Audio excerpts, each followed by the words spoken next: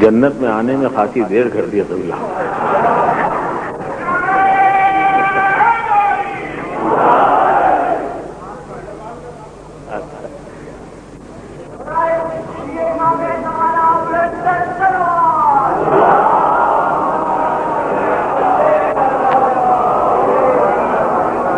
اعوذ باللہ السمیع العلیم من الشیطان اللعین الرجیم. بسم اللہ الرحمن الرحیم. عزیزان محترم، میں مائکروفون پر 3:45 بجے شب فقط اس لیے حاضر ہوا کہ آپ کو جشن ولادت امیر المومنین کی تبریک عرض کروں. اللہم صلی علی محمد وآل محمد. میرے دوست سرفراز عباس صاحب نے شروع میں ایک جملہ فرمایا تھا کہ قبلہ جناب صدر ہیں تو چاہیں وہ اپنا کلام پیش کریں چاہیں تقریر کریں. وہ لطیفہ آپ کو یاد ہوگا، شیر جنگل کا بادشاہ ہے.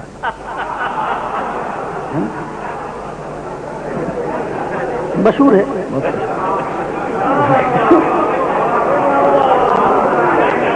تو ظاہر ہے کہ جشن کی تقریب تھی، اس لیے میں نے یہ جملہ آپ کی خدمت میں عرض کیا. میں برسوں پہلے صدارت کیا کرتا تھا اور میلاد النبی کی صدارت کرتے ہوئے رشتہ پارک میں ابھی 2-4 مہینے قبل میں نے یہ جملہ کہا کہ میں نے یہ صدارت اس لیے ترک کی کہ مجھے بہت بعد میں یہ عرفان ہوا کہ صدر اس بھولے انسان کو کہتے ہیں جو سب سے پہلے آتا ہے اور سب سے آخر تک بیٹھا رہتا ہے. تو یہ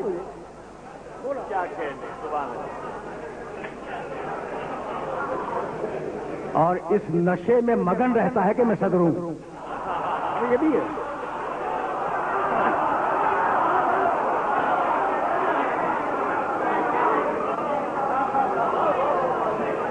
اور ظاہر ہے کہ میں آپ کے سامنے کلام پیش نہیں کروں گا، لیکن جب آ گیا ہوں تو کچھ جملے تو میں یقیناً عرض کروں گا. مجھے بڑی عجب نصیری کے لیے میرے دل میں بھی سافٹ کارنر ہے.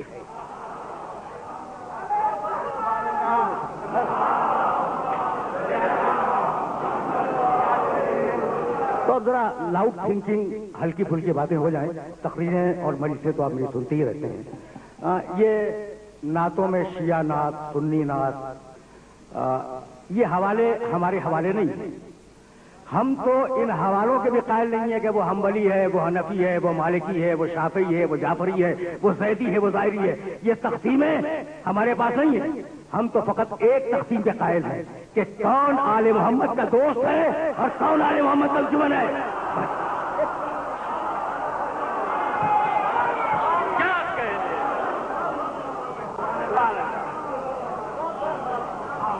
اور ہمارے لیے تو سبھی قابل احترام ہیں. دیکھو، آج تم ابھی نعت سن رہے تھے تو نعت لکھنے والا بھی کالے ثواب کر رہا تھا اور نعت سننے والا بھی کالے ثواب کر رہا تھا. یعنی پیغمبر اکرم کا ذکر مطہر اگر زبان پہ آ جائے تو وہ زبان کالے ثواب میں مشغول ہو جائے. تمہارے کان، تمہاری سماعتیں کالے ثواب میں مشغول ہو جائے تو وہ جنہوں نے پیغمبر کو اپنی آنکھوں سے دیکھا ہو کتنے بلند ہوں گے. بہت سیدھی باتیں کر رہا ہوں اور یہ لاؤڈ تھنکنگ ہے. سننا، وہ جو رسول کے ساتھ رہا ہو وہ کتنا بلند ہوگا. آج ذکر رسول میں اتنا وزن ہے، ذکر رسول میں اتنا وزن ہے کہ سننے والا وہ بھی کالے ثواب کرتا ہے، بیان کرنے والا وہ بھی کالے ثواب کرتا ہے. تو وہ جو رسول کے ساتھ رہا، وہ جس نے رسول کے روح انور کی زیارت کی، وہ جس نے رسول کے قول اثر کی سماعت کی، وہ کتنا بلند ہوگا. وہ تم آج گھٹنے ٹیک کر اس محفل میں بیٹھے ہوئے ہو جس محفل میں ذکر محمد وآل محمد ہو رہا ہے، تو وہ جو رسول سے گھٹنے ملا کے بیٹھا وہ کتنا بلند ہوگا. بھائی ہے یا نہیں؟ میرے جملے کو اپنے ذہن میں رکھو. خدا کے لیے اپنی صفوں میں اتحاد پیدا کرو. بہت بلند تھے وہ لوگ جو رسول سے گھٹنے ملا کے بیٹھے، لیکن گزارش کل ایک ہے، گھٹنا ملانے والے اور ہیں، گھٹنے پر بیٹھنے والا اور ہے.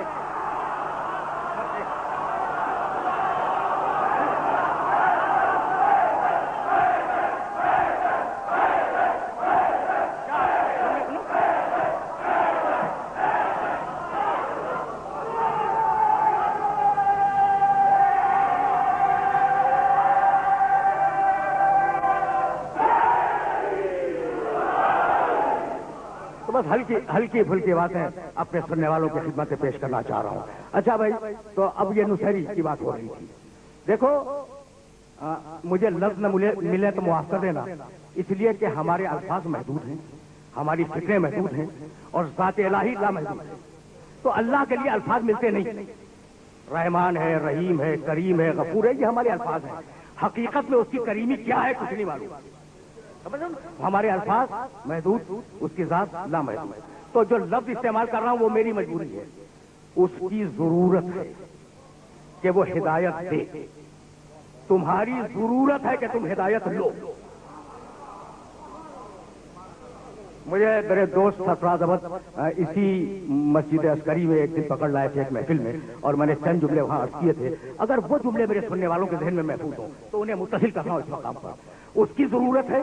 اچھا، ضرورت اس کے لیے بالکل نامعقول لفظ ہے، لیکن یہ میری مجبوری ہے، لفظ نہیں ہے میرے پاس.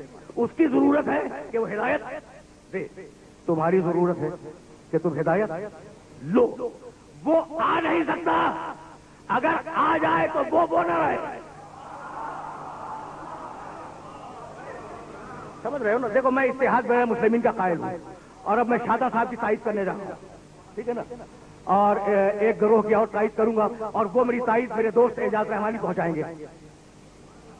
ایک چھوٹا سا جملہ. تو بھائی اس کی ضرورت ہے، پھر سننا، اس کی ضرورت ہے کہ وہ ہدایت دے. تمہاری ضرورت ہے کہ تم ہدایت لو. وہ آ نہیں سکتا. اگر آ جائے تو وہ نہ رہے. تم جا نہیں سکتے. اگر تم چلے جاؤ تو تم نہ رہو. بہت سیدھی بات ہے یا نہیں؟ وہ آ نہیں سکتا. اگر آ جائے وہ نہ رہے. تم جا نہیں سکتے. اگر تم چلے جاؤ اس کے بعد تو تم نہ رہو. تو اب ایک ایسے وجود کی ضرورت ہے جو ادھر سے لے ادھر دے.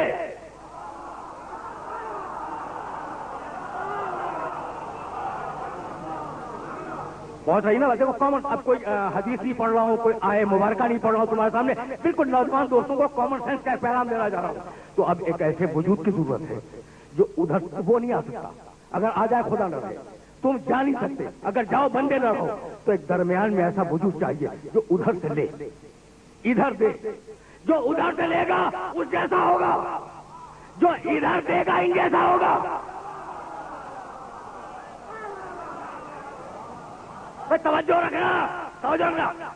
یعنی دو نہیں ہے، ایک ہی ہے. جب لے رہا ہے اس جیسا، جب دے رہا ہے ان جیسا، تو خطا دونوں کی نہیں ہے.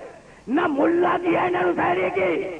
ملا نے ادھر سے دیکھا اپنے جیسا سمجھا، نصیری نے ادھر سے دیکھا خدا جیسا سمجھا.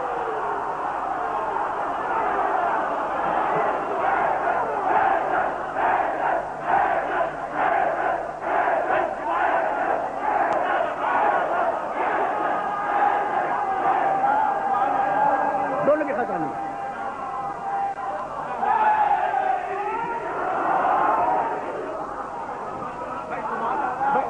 ہے نا. معقول بات. اچھا بھائی، تو میں نے کہا نا کہ نرم گوشہ میرے دل و دماغ میں ہے نصیری کے لیے، لیکن اب ذرا میں آگے بڑھ رہا ہوں.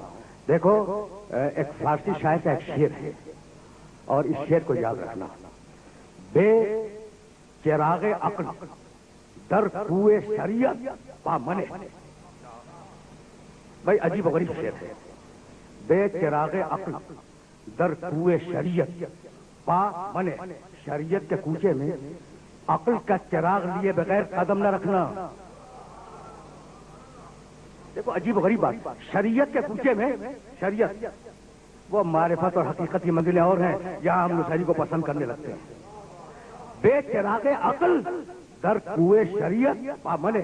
شریعت کا چراغ لیے بغیر، عقل کا چراغ لیے بغیر شریعت کے کوچے میں قدم نہ رکھنا. با محمد ہوشیارو با خدا دیوانہ باش. جتنی دیوانگی ہے وہ اللہ سے کرو، محمد سے ہوشیار رہنا. تو مقام شریعت مقام محمد عربی ہے. ادھر سے لیا ادھر دیا. میں ذرا آرام سے سننا، تھوڑا سا وقت لوں گا، زیادہ پریشان نہیں کروں گا، اس لیے کہ میں 3:45 بجے حاضر ہوا اور 4 بجنے میں کچھ 4 دقیقے رہ گئے ہیں. لیکن جہاں لے آیا ہوں بات تو مکمل ہو جائے نا. ٹھیک. اچھا بھائی تو آرام سے سنو اور اجازت دیتے ہو کہ کچھ مسائل کو چھیڑوں.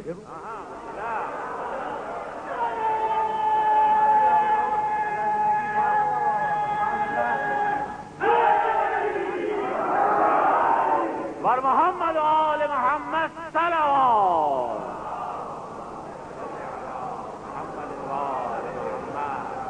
خدا سے جتنی چاہے دیوانگی کرو لیکن مقام محمد سے ہوشیار رہنا. عجیب کمال ہے. اگر قرآن کو اسٹڈی کرو تو تمہیں اندازہ ہوگا کہ عجیب بات ہے. ابو لہب کے متعلق میں نے کبھی کہا تھا, نشیاتی وسیلے سے بھی کہا تھا کہ یہ مشرک نہیں تھا. خاندان بنی ہاشم میں کوئی فرد بھی مشرک نہیں تھا. تم صرف ابو طالب کی بات کرتے ہو. میری نگاہ میں ابو لہب بھی مشرک نہیں تھا. انکار نبوت محمد سے کافر ہوا ہے, مشرک نہیں تھا.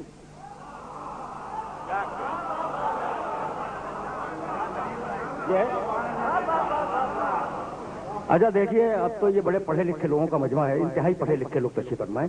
یہ پچھلے 200 سال میں ایک علم ڈیولپ ہوا ہے, اس کا نام ہے مائتھولوجی, علم الاسنام عربی میں کہا جاتا ہے, اور اردو میں اسے کہتے ہیں صنمیات. کس قبیلے کا کون سا بت تھا, اس کے خصائص کیا تھے, اسے کیسے پوجا جاتا تھا, اس کا پروٹوکول کیا تھا, لوگ اسے کس قسم کی دعائیں مانگا کرتے تھے, سبجیکٹ. اس پر کتابیں لکھی گئیں اور خصوصیت کے ساتھ مکے کے بتوں پر تو سینکڑوں کتابیں ہیں. فلاں قبیلے کا یہ بت تھا, فلاں قبیلے کا یہ بت تھا. بنی تیم اس قبیلے کے لوگ, قبیلے بنی تیم کے لوگ اس بت کو پوجتے تھے, قبیلے بنی عدی کے لوگ اس بت کو پوجا کرتے تھے. چیلنج کر رہا ہوں کہ کسی کتاب میں جھوٹی روایت دکھلا دو کہ بنی ہاشم کا فلاں بت تھا.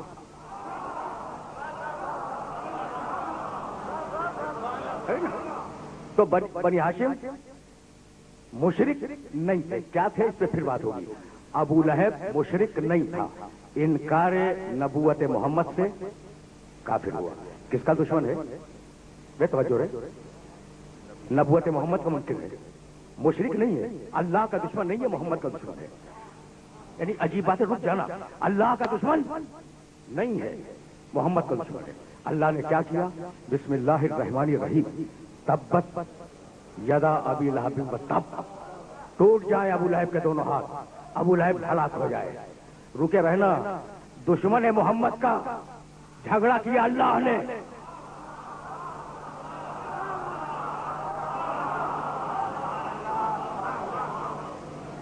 ٹھیک ہے بھائی, توجہ رکھنا. دشمن ہے محمد کا, جھگڑا کس نے کیا؟ اللہ نے. اچھا, وہ چاروں کل میں جو پہلا سورہ ہے بسم اللہ الرحمن الرحیم, قل یا ایھا الکافرون. حبیب کل کے معنی کہہ دے, حبیب تو کافروں سے بات کر. کافر کون ہے؟ محمد کا دشمن. کافر ہے خدا کا دشمن. تو کافر کے بھائی, کافر جو خدا کا دشمن ہے اس سے بات کی محمد نے, اور ابو لہب جو محمد کا دشمن ہے اس سے بات کی اللہ نے. یعنی خدا و محمد میں معاہدہ ہے کہ تیرے دشمن سے میں جھگڑا کروں گا, میرے دشمن سے تو جھگڑا کرے گا. بھائی توجہ رہے, یہ بات پہنچ گئی. یہ نوجوان دوست مجھے گھور گھور کے دیکھ رہے ہیں نا, ان سے پوچھ رہا ہوں بھائی, یہ میسج پہنچ گیا کہ خدا کا دشمن کون ہے؟ کافر. جھگڑا کس نے کیا؟ رسول نے. اور رسول کا دشمن کون ہے؟ ابو لہب. جھگڑا کس نے کیا؟ اللہ نے. تو طے ہو گئی نا. خدا اور رسول میں ایک معاہدہ ہے کہ خدا کے دشمن سے محمد جھگڑیں گے اور محمد کے دشمن سے اللہ جھگڑے گا. رک جاؤ, خدا کی قسم رک جاؤ. یہ جو غدیر خم میں انکار ولایت کرنے والا تھا, میرے محترم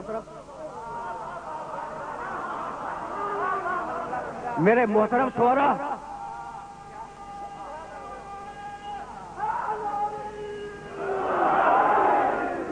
رکے رہو, رکے رہو.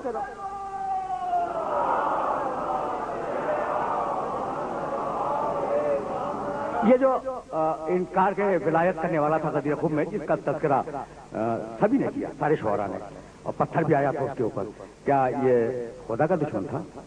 کہنے لگا یا رسول اللہ, آپ نے کہا اللہ پہ ایمان لاؤ, ہم ایمان لائے. آپ نے کہا نماز پڑھو, ہم نے نماز پڑھی. آپ نے کہا روزہ رکھو, ہم نے روزہ رکھا. آپ نے کہا جہاد کرو, ہم آپ کے ساتھ جہاد میں گئے. آپ نے کہا حج کرو, آپ کے ساتھ حج کیا. یا رسول اللہ, آپ نے کہا اللہ کو مانو, ہم نے اللہ کو مانا. تو یہ جو علی کو آپ خلیفہ بنا رہے ہیں, مولا بنا رہے ہیں تو اپنی مرضی سے یا اللہ کی مرضی سے؟ یہ عقیدہ وہی بنا کہ رسول پارٹ ٹائم رسول ہوتا ہے، کبھی اللہ کی مرضی کی بات کہتا ہے، کبھی اپنی مرضی کی بات کہتا ہے۔ یہ کوئی نیا عقیدہ نہیں ہے، وہ زمانے رسالت میں بن گیا۔ پیغمبر کو جلا لایا اور کہا کہ زندگی میں نے آج تک اپنی مرضی سے کوئی کام نہیں کیا، میں نے علی کو مولا بنایا اللہ کی مرضی سے۔ ٹھیک کہہ کے نکلا کہ پروردگار اگر علی تیری مرضی سے مولا بنا ہے تو مجھ پہ عذاب نازل کر دے۔ رکے رہنا خدا کی قسم، عجیب و غریب مرحلہ فکر پہ آیا ہوں۔ محمد کے دشمن سے خدا لڑے، خدا کے دشمن سے محمد لڑے، عجیب مرحلہ فکر ہے۔ رک جاؤ، یہ غدیر خون ذہن میں رہے، غدیر خون۔ قرآن نے کہا کہ باؤ پہ غضب من اللہ، یہودی اللہ کے دشمن ہے، یہودی اللہ کے دشمن ہے۔ یہودیوں سے کون سی جنگ ہوئی؟ جنگ خیبر۔ اور جنگ خیبر میں جتنی آئے مرحب انتر حارث یہ اللہ کے دشمن تھے، مارا کس نے؟ علی نے۔ تو اصول مل گیا نا کہ اللہ کے دشمن کو علی مارے، علی کے دشمن کو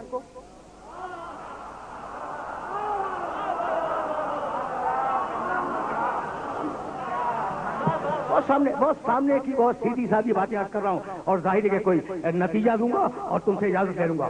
تو اصول ملا کہ خدا کے دشمن سے علی جنگ کرے، علی کے دشمن سے خدا جنگ کرے۔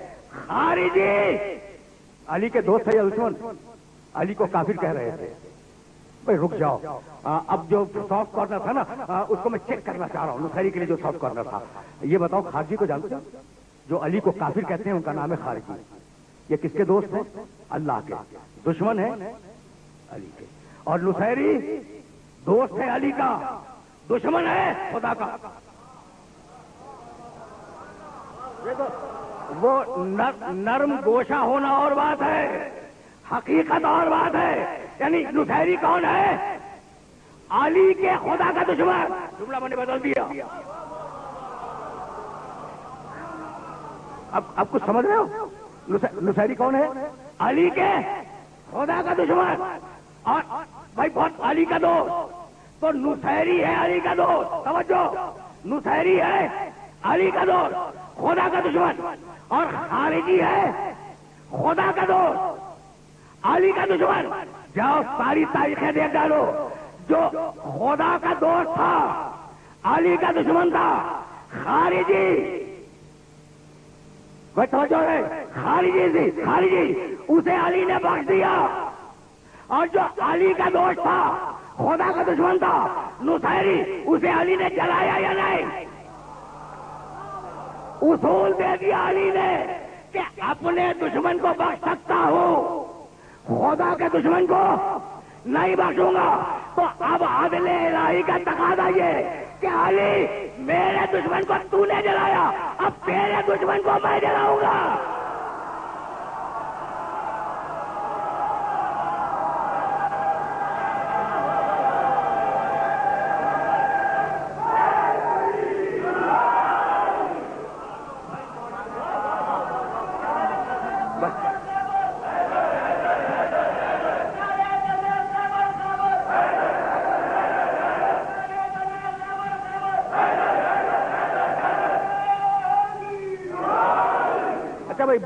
باتیں تو بہت تھیں، لیکن اب اس سے زیادہ تمہیں زحمت سماعت نہیں دوں گا۔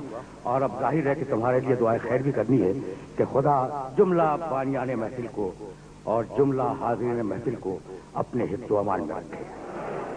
پروردگار عالم سارے مومنین کو اور سارے مسلمین کو اس زمانے کے آفات و شرور سے محفوظ رکھے۔ جتنے بھی موجود ہوں یا غیر موجود ہوں، ہم میں مریض ہیں، پروردگار انہیں شفا یاب فرمائے۔ ہم میں جو حج و زیارات کے متمنی ہیں انہیں شرف یاب فرمائے۔ ٹھیک ہے نا؟ تو لیکن اب بات نامکمل رہ جائے گی اگر میں وہ جملہ جو چاہ رہا ہوں کہنا نہ کہوں اور بات اس مقام پہ مکمل ہو جائے۔ بھائی دیکھو، اب تو 14 کی شروع آ گئی نا، تو وہ کل کا کیس تھا، 13 رجب کا کام تھا نا۔ تو اگر یہ جملہ برداشت کر سکو تو جملہ برداشت کر لو۔ بہت دور تک لوگ کھڑے ہوئے ہیں، میں بڑا پریشان ہوتا تھا ابھی جناب شاہدہ دہلوی نے منقبت میں ایک شعر پڑھا اور بڑا کمال کا تھا، اور دوسروں نے بھی کہا کہ بھائی اللہ کے دین کی اجرت کیا ہے؟ اللہ کے دین کی اجرت آل محمد کی محبت، دین اللہ کا، اجرت غیر اللہ کی محبت۔ عجیب الٹا کیس ہے نا، مجھے معاف کر دینا، یہ لفظ میں فقط جشن کے حوالے سے یہ جو الفاظ ہے نا الٹا سیدھا اور طریقہ کی باتیں کر رہا ہوں جشن کے حوالے سے۔ تو دین اللہ کا اور اجرت غیر اللہ کی محبت، نہ علی اللہ ہیں، نہ سیدہ اللہ ہیں، نہ پیغمبر اکرم، سارے بندے ہیں اللہ کے۔ یہ ہوا کیا؟ اللہ کا دین اور اجرت میں غیر اللہ کی محبت۔ کیا علی کی محبت اللہ کی محبت ہے؟ سوال ہے، اگر ہے تو دلیل دے دو۔ اب ایک تاریخ قرآن سے چھوٹا سا واقعہ سنو اور مجھے اجازت دے دو۔ جناب مریم سلام اللہ علیہ کو پہچانتے ہو، معصومہ، پاکیزہ، صدیقہ، کنواری، ٹھیک ہے نا؟ جب عیسیٰ علیہ السلام کی ولادت کا وقت آیا، اب 13 رجب کے حوالے سے دو جملے سنو، مجھے اجازت دے دو۔ تو تاریخوں نے یہ جملہ لکھا ہے کہ یا مریم، ارے بھائی سننا، تم یہ جانتے ہو کہ جناب مریم بیت المقدس میں رہتی تھی۔ بیت المقدس کعبے سے پہلے قبلہ تھا، اللہ کا گھر، وہ بھی اللہ کا گھر ہے، اس کے حجرے میں رہتی تھی۔ ان کے سگے بہنوئی حضرت زکریا علیہ السلام جو نبی تھے، وہ ذمہ دار تھے مریم کے۔ جب جانے لگتے تھے بیت المقدس سے باہر تو مریم جس حجرے میں ہوتی تھی اس پہ تالا لگا دیتے تھے، ٹھیک ہے نا؟ بیوی تھی سگی چھوٹی بہن، سمجھ رہے ہو نا بات کو؟ چابی کی زکریا سے، اور اب چلے گئے۔ جب آئے سورہ آل عمران میں جا کے آئے، دیکھنا، کلما دخل علیہا زکریا المحراب وجد عندہا رزقا قال ان لک ھذا قالت هو من عند اللہ یرزق من یشاء بغیر حساب۔ جب تالا کھول کے زکریا مریم کے حجرے میں گئے، جب بھی گئے، ایک مرتبہ کا واقعہ نہیں، تو محراب میں رزق دیکھا کہ رزق رکھا ہوا ہے۔ گھبرا کے مریم سے پوچھنے لگے یہ رزق تمہارے پاس کہاں سے آیا؟ مریم نے جواب دیا اللہ نے بھیجا ہے، جسے چاہے بھیجے۔ بھائی سنو، تم میرے گھر پہ کھانا دیکھو یا رزق دیکھو، مجھ سے پوچھو یہ رزق کہاں سے آیا، میں کہہ دوں اللہ نے بھیجا ہے، یقین کرو گے؟ وہ اس رزق کی شان ایسی تھی کہ زکریا کو یقین کرنا پڑا۔ آرام سے سنو، میں نے زیادہ وقت لے لیا، ایجنڈے میں نہیں تھا، لیکن دو جملے کہوں گا اور اجازت لے لوں گا۔ ایسی شان کا رزق تھا کہ زکریا کو یقین ہو گیا کہ رزق جنت سے آیا ہے، جنت کا کھانا ہے، ٹھیک؟ جو کہہ رہے ہیں نا، تو مریم کے پاس تالا بند ہے، بند تالے میں اللہ جنت سے کھانا بھیجتا ہے۔ اب عیسیٰ علیہ السلام کی ولادت کا وقت آیا، جاؤ دیکھو کتابوں میں مسلمانوں کی، جب درد ذہن لاحق ہوا ہے مریم کو تو آواز آئی یا مریم اخرجی من البیت لأنہ بیت العبادت لا بیت الولادہ۔ مریم گھر سے چلی جاؤ، اس گھر سے چلی جاؤ، یہ عبادت گاہ ہے، ولادت گاہ نہیں ہے۔ اچھا بھائی تو جائیں کیسے؟ اس لیے کہ دروازے پہ تو تالا بند ہے، سن رہے ہو نا؟ جائیں کیسے؟ دروازے پہ تالا بند ہے۔ تو مریم جب نکلی ہے تو تالا ٹوٹا یا نہیں؟ اللہ کے دو گھر اور دونوں کے تالے ٹوٹے، ایک میں حکم ہوا مریم باہر جاؤ اور ایک میں حکم ہوا بنت اسد اندر آؤ۔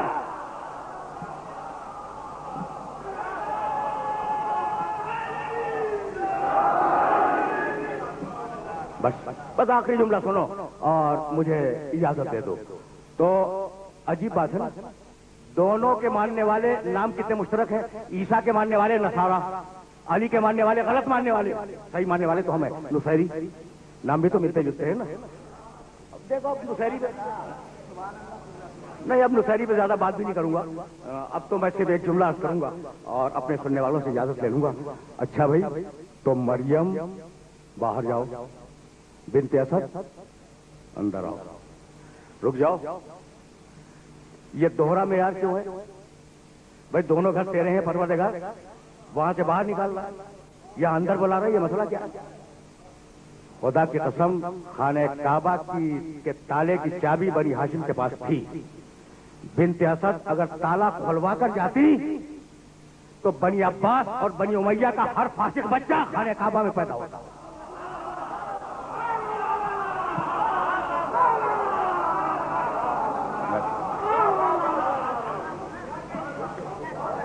سمجھ رہے ہو نا بات کو؟ اگر تالا کھلوا کے جاتی ہیں ٹھیک.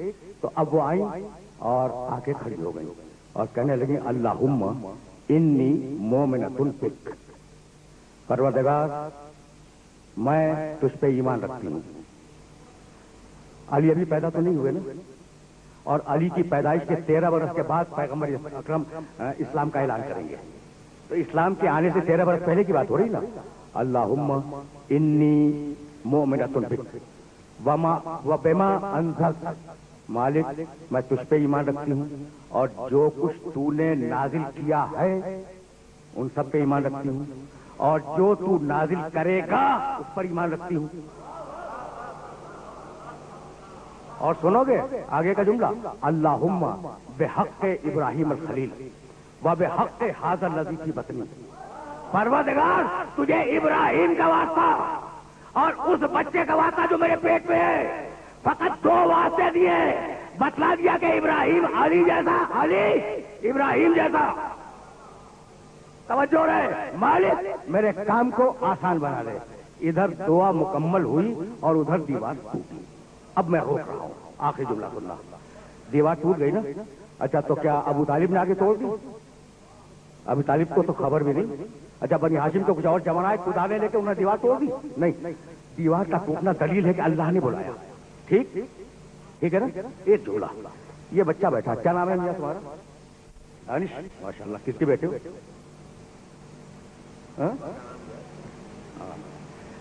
اچھا تو اب دیکھیں یہ اس بچے کو میں نے جو مثال بنایا، اس بچے کی کیا عمر ہوگی؟ اگر یہ بچہ دور سے مجھے نظر آئے اور میں جانتا ہوں کہ اس کا باپ مسلمان ہے تو میں بچے کو مسلمان کے حکم میں رکھوں گا. جب تک بچہ بالغ نہ ہو جائے چاہے پیٹ ہی میں کیوں نہ ہو، وہ باپ کے حکم میں. جاؤ ساری دنیا کی شکلیں دیکھ ڈالو، ساری دنیا کی شکلیں دیکھو. یہودی کے گھر میں پیدا ہونے والا بچہ حمل میں ہو یا پیدا ہو جائے، جب تک بالغ نہ ہو یہودی ہے. مشرک کے گھر میں پیدا ہونے والا بچہ جب تک بالغ نہ ہو مشرک ہے. عیسائی کے گھر میں پیدا ہونے والا بچہ جب تک بالغ نہ ہو عیسائی ہے. مسلمان کے گھر میں پیدا ہونے والا بچہ جب تک بالغ نہ ہو مسلمان ہے. بالغ ہونے کے بعد وہ خود فیصلہ کرے گا کہ کیا ہے. جب تک بالغ نہیں ہوا باپ کے دین پر ہے. ٹھیک ہے نا. یہ دیوار کس نے توڑی؟ اللہ نے. تو میں ہاتھ جوڑ کے پوچھتا ہوں کہ اے شرک سے نفرت کرنے والے خدا، یہ ابراہیم کے بنائے ہوئے گھر میں ابو طالب کے بیٹے کے لیے اپنی دیوار کو شک کیوں کر رہا ہے؟ اس لیے کہ علی باپ کے حکم میں اگر نہ ہو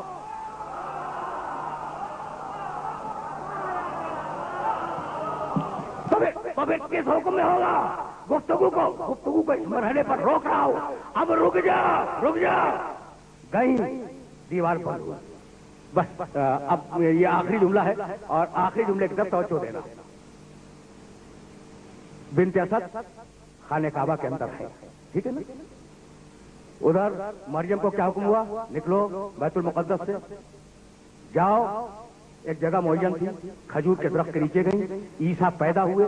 جب عیسیٰ پیدا ہو گئے تو آواز آئی. سورہ مریم میں 19ویں سورے میں جملہ موجود ہے، خذی الیک بجذع النخلۃ، تو ساقط علیک رطبا جنیہ. مریم بچہ پیدا ہوا ہے نا، تم کمزور ہو تو یہ جس درخت کے نیچے بیٹھی اسے ہلاؤ، اسے ہلاؤ. تم جب ہلاؤ گی تو ہم تازہ خورمے تمہارے اوپر گرا دیں گے، انہیں اٹھا کے کھا لو. کچھ یاد آیا؟ بھائی توجہ رہے. ابھی کل تک بیت المقدس کے حجرے میں مریم کے پاس جنت سے کھانا آ رہا تھا.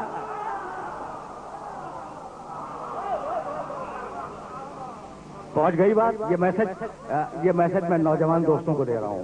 ابھی آیت میں پڑھی تھی نا سورہ آل عمران کی کہ مریم جب تک بیت المقدس کے حجرے میں تھی جنت سے کھانا آیا، اور جب عیسیٰ پیدا ہو گئے تو آتا ہوا کھانا رک گیا. کہا مریم محنت کرو، ہلاؤ، خورمے گرے اٹھا کے کھا لو. یہ ہوا کیا؟ جب تک مریم کے دل میں فقط اللہ کی محبت تھی جنت سے کھانا آتا رہا، اور اب گود میں عیسیٰ ہے، خدا کی محبت کے ساتھ عیسیٰ کی محبت بھی ہے. جنت کا کھانا رک گیا تو ثابت ہو گیا کہ غیر اللہ کے لیے جنت سے آتا ہوا کھانا رک جاتا ہے۔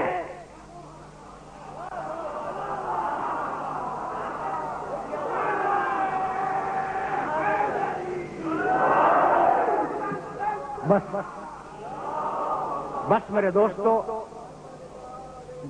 دوستو میرے عزیزوں، جملہ سنو تو میں اب تم سے اجازت لے لوں۔ میں نے سبجیکٹ کیا انٹروڈیوس کیا تھا کہ بھائی دین اللہ کا اور غیر اللہ کی محبت اس کی اجرت۔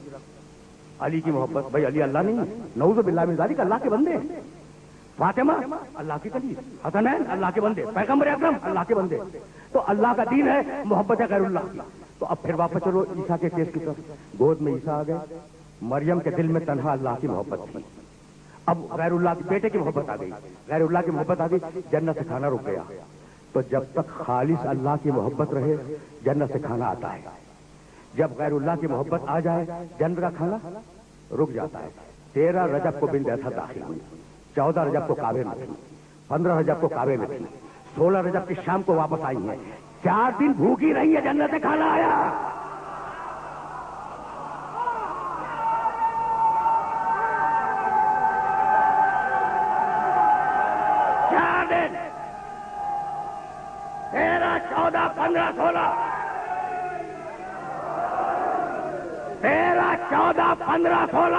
بنت اسد کعبے کے اندر تھی اور سب لکھتے ہیں کہ جنت سے کھانا آیا۔ بھائی توجہات مقبول ہے۔ عیسیٰ کی محبت اگر اللہ کی محبت ہوتی تو جنت سے کھانا آتا، علی کی محبت اگر اللہ کی محبت نہ ہوتی تو آتا ہوا کھانا رک جاتا۔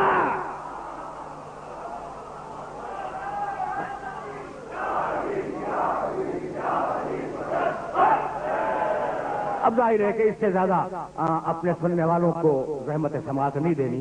سچ تو یہ ہے کہ میں کچھ شعر ہی سنانے آپ کی خدمت میں حاضر ہوا تھا، لیکن انشاءاللہ پھر صحیح۔ وآخر دعوانا ان الحمدللہ رب العالمین، ربنا تقبل منا انک انت السمیع العلیم۔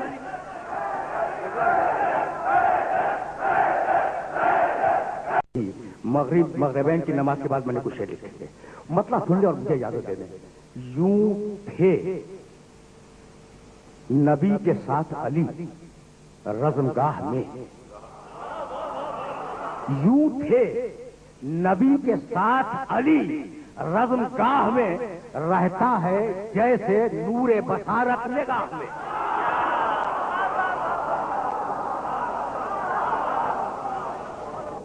متوجہ زیارت